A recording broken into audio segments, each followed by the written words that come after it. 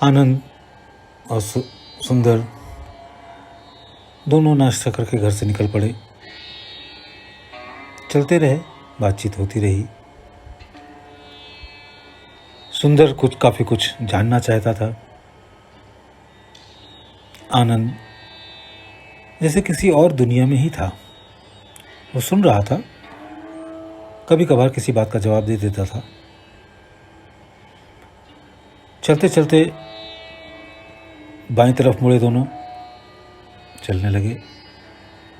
सुंदर थोड़ा सा चौंका, क्योंकि ये सड़क स्कूल की तरफ तो नहीं जाती है।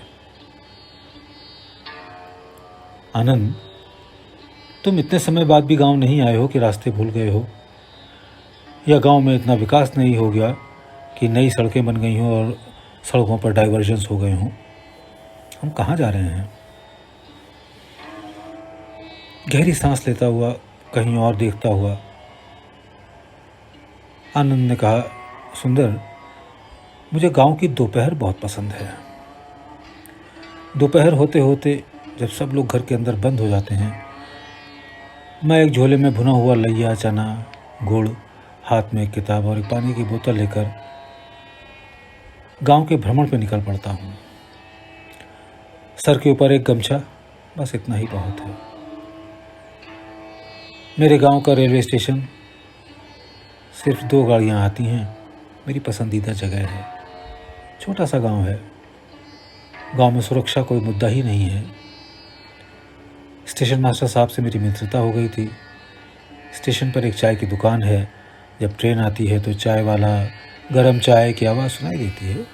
फिर दूर तक सन्नाटा, सुनसान। 2 प्लेटफॉर्म हैं, 1 और 2।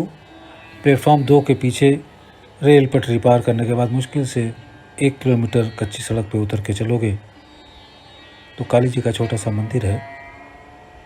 उसके बगल में एक बरगद का पेड़ है, बड़ा सा। मंदिर के सामने एक बड़ा सा तालाब है, जिसे काली जी का पोखरा कहते हैं।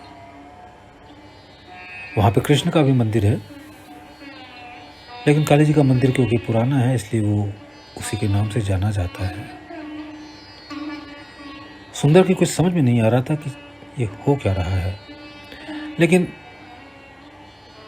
आनंद को जिस तरीके से वो देख रहा था, जिस भावभंगिमा में देख रहा था, वो इतना तो निश्चित कह सकता था कि आनंद गांव की सड़कों पे नहीं, यादों की गलियों में चला गया है। और इस वक्त आनंद को छेड़ना उचित नहीं था। आनंद को सुनना ज़्यादा उचित है। बरगद के पेड़ की बड़ी बड़ी शाखाएं पोखरे के ऊपर आती हैं, सुंदर। और वही बरगद का पेड़ मेरी पूरे दिन के आराम करने की जगह हुआ करता है। गांव के छोटे बच्चे बरगद के पेड़ के ऊपर चढ़ जाते हैं और छपाक से पानी में कूदते हैं। इनको कोई डर नहीं है, इनको कोई चिंता नहीं है। ये जिंदगी जीते हैं। अभी यहाँ पोखरे में नहाने के बाद खेत पर काम कर रहे अपने बाबू के लिए कपड़े में लिपटी हुई मोटी मोटी गरम गरम रोटियाँ, 1-2 प्याज, ढेर सारा गुड़, 1 लोटा पानी लेकर जाएंगे और फिर खेत में खेलने लगेंगे।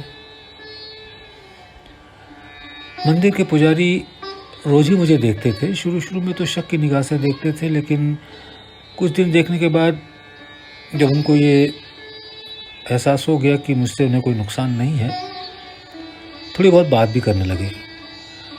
दिन में वो अपने लिए चावल उबालते हैं और कोई सब्जी बनाते हैं, और पिछले 2-4 दिन से तो मुझे भी एक एल्युमिनियम की प्लेट में थोड़ा चावल और सब्जी दे देते हैं। उनसे मेरी धर्म और अध्यात्म को लेकर काफ़ी बातचीत होती है। प्रेमी जीव हैं। जब मैंने शहर के बारे में और शहर के लोगों के बारे में बताया तो वो चौंक गए, बोले, नहीं बेटे, ऐसे नहीं होते हैं लोग। मैंने पूछा, पंडित जी आप शहर कब से नहीं गए? बोले, कभी नहीं गए। तो मैंने कहा, ठीक है पंडित जी, अब इस बारे में आपसे क्या बात करें। मंदिर से बाईं तरफ थोड़ी दूर पर गांव का बस अड्डा है। वहाँ भी दिन में 3 ही बसें आती हैं। वो आती हैं और धूल उड़ाती हुई चली जाती हैं। शाम होने को है। पंडित जी ने मुझसे पूछा, तुम रहते कहाँ हो? मैंने कहा, मेन रोड पर बच्चा सिंह के मकान में। मंदिर में लोगों का आने का क्रम बढ़ने लगा। शाम की आरती का वक्त हो रहा था। थोड़ी देर में लोग पोखरे में हाथ मुंह धोकर मंदिर में धूप बत्ती जलाने लगे। कुछ देर में सारा वातावरण राममय हो गया। गांव के मंदिर से भजन की आवाज़ आने लगी। मेरा भी चलने का वक्त हो रहा था। शाम को 8 बजे के बाद गांव के कुछ बच्चों को अपने घर में पढ़ाता था। उनके आने का वक्त हो चला था। बच्चों के लिए बाजार से कुछ फल, कुछ पेंसिल लेनी थी, तो पंडित जी से आज्ञा ली और चल दिया। रास्ते में स्टेशन मास्टर से मुलाकात हुई। बोले, भाई मेरा ट्रांसफ़र शहर हो गया है, कुछ शहर और शहर के बारे में बता दो। मैंने कहा कि वहाँ के लोगों की यह खासियत, ये सबसे बड़ी, हबीब लगते हैं लेकिन रकीब होते हैं। हबीब माने दोस्त, रकीब माने दुश्मन। बोले, भाई विस्तार से समझाओ। मैंने कहा, भाई साहब बुरा ना माने तो कल इस पर बातचीत करें, मैं इस वक्त थोड़ा जल्दी में हूँ। बिल्कुल। नमस्कार भाई साहब। एक जानी पहचानी सी आवाज़ कान में पड़ी। मैं अपने आंगन में पड़े छप्पर के नीचे कुछ सोया सा, कुछ जगह सा लेटा हुआ था। आंखें खोल के देखा तो मिश्रा जी सामने खड़े थे। अरे हाँ, मैंने परिचय तो करवाया ही नहीं। जिन स्टेशन मास्टर का जिक्र मैंने किया था, उनका नाम है सत्यानंद मिश्र। आइए मिश्रा जी, मैंने उठते हुए कहा। मिश्रा जी मेरी खटिया पर ही बैठ गए, बिल्कुल अपनेपन से। थाली में रखे हुए गुड़ के 2 टुकड़े उन्होंने मुँह में डालकर लोटा भर पानी पीकर बोले, भाई गर्मी में तो वाकई जल ही जीवन है। कहाँ से आ रहे हैं? आज क्या छुट्टी पर हैं? मैंने पूछा। अरे नहीं भाई, खाना खाकर स्टेशन जा रहा था, सोचा आपसे मिलता चलूँ। इस वक्त ना तो कोई सवारी गाड़ी का वक्त है और ना मालगाड़ी का। मैंने कहा, मिश्रा जी कितना आराम है। मिश्रा जी ने मेरी तरफ देखा, गहरी सांस लेकर बोले, अब आराम का वक्त ख़त्म होता सा लगता है। अरे ऐसा क्या हो गया? मैं पूछ बैठा। अरे भाई बनारस ट्रांसफ़र हो गया है, अगले महीने की 1 तारीख को ज्वाइन करना है। मिश्रा जी की आवाज़ में कुछ थकान। तो इसमें परेशान होने की क्या बात है? क्या ज़िंदगी भर गांव में ही रहना है? मैंने पूछा। भाई डरता हूँ शहर से। अरे नहीं मिश्रा जी, शहर इतना भी डरावना नहीं होता है। हाँ, थोड़ा संभाल के रहना पड़ता है। यही तो मुझसे नहीं हो पाता है, मिश्रा जी ने जवाब दिया। हम तो भाई जीते हैं तो जीते हैं, गिन गिन के ज़िंदगी हमसे नहीं जी जाती। मैं समझ रहा था मिश्रा जी की पीड़ा और उनका डर। मिश्र जी, गांव की सादगी गांव में ठीक थी, शहर में यूं जियोगे तो मर जाओगे। मैंने मिश्रा जी को उनके बच्चों का वास्ता देकर समझाया कि भाई उनकी पढ़ाई लिखाई के लिए, आगे बढ़ने के लिए क्या शहर नहीं भेजोगे? आपकी तो ज़िंदगी कट गई। भाई शहर में कुछ अच्छे लोग भी रहते हैं। वो अलग बात है कि कुछ समय बाद वो भी गांव वापस लौटने की इच्छा रखते हैं। अच्छा, अभी चलता हूँ भाई, सवारी गाड़ी आने का वक्त हो चला है। मैं भी मिश्रा जी के साथ घर बंद करके चल पड़ा। आज पोखरे पर पहुँचने में देर हो गई थी। पंडित जी प्रणाम। मैंने दूर से ही उन्हें देखा। वो बोले, आज कहाँ रह गए बेटा? मैं तो खाना बनाकर तुम्हारा इंतज़ार कर रहा था। उनका ये वाक्य सुनकर मैं चौंक गया। अभी 4-5 दिन ही से तो बोलचाल शुरू हुई है और इतना अपनापन। ओह, ये तो गांव के लोग हैं। दिल से आवाज़ आई। शहर के होते तो पानी मांगने पर भी शक की निगाह से देखते। हाँ पंडित जी, कुछ आँख लग गई थी और फिर मिश्रा जी आ गए। फिर सोचा कि बाज़ार से कुछ खरबूजे लेता चलूँ, शाम को मंदिर में बच्चों के साथ मिलकर खाएंगे। पंडित जी इतने खुश हो गए कि न जाने मैंने कौन सी बात कह दी। खाना हुआ, फिर वहीं बरगद के नीचे चटाई बिछाकर वहीं लेट गया। पंडित जी वहीं बगल में खटिया डालकर आराम करने लगे। कितने साल बाद गांव आए हो? पंडित जी का ये सवाल अचानक मेरे कान में पड़ा। करीब 18 साल हो गए। कितने दिनों के लिए आए हो? पंडित जी का दूसरा सवाल। यहीं बसने की सोच रहा हूँ।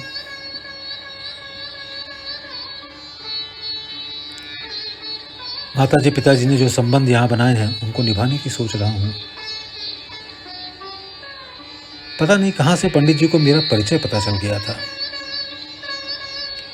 उसी संदर्भ में वो मुझसे कहने लगे, बहुत कठिन बात कर रहे हो बेटा। आपको तो पता है कि आपके पिताजी ने इस गांव के लिए क्या थे। वो जो कचहरी के पीछे स्कूल है, उसमें आज भी तुम्हारे पिताजी का नाम लिखा हुआ है।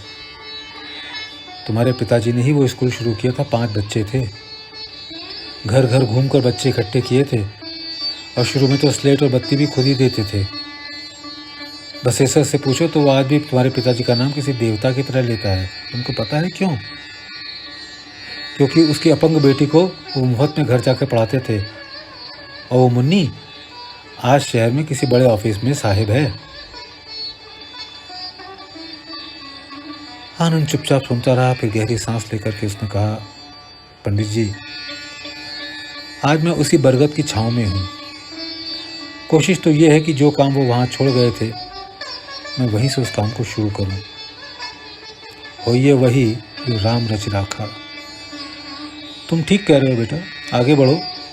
देखो जो बीज वो बो गए हैं वो दरख्त बने, ये जिम्मेदारी तुम्हारी है। वो देखो जो धूल का गुबार देख रहे हो, 4:30 बजे वाली बस आ रही है। आज रमेश आ रहा है, उसने बीए का इम्तहान पास कर लिया है। रमेश पंडित जी का इकलौता बेटा है जिसकी माँ की मृत्यु उसके बचपन में ही हो गई थी।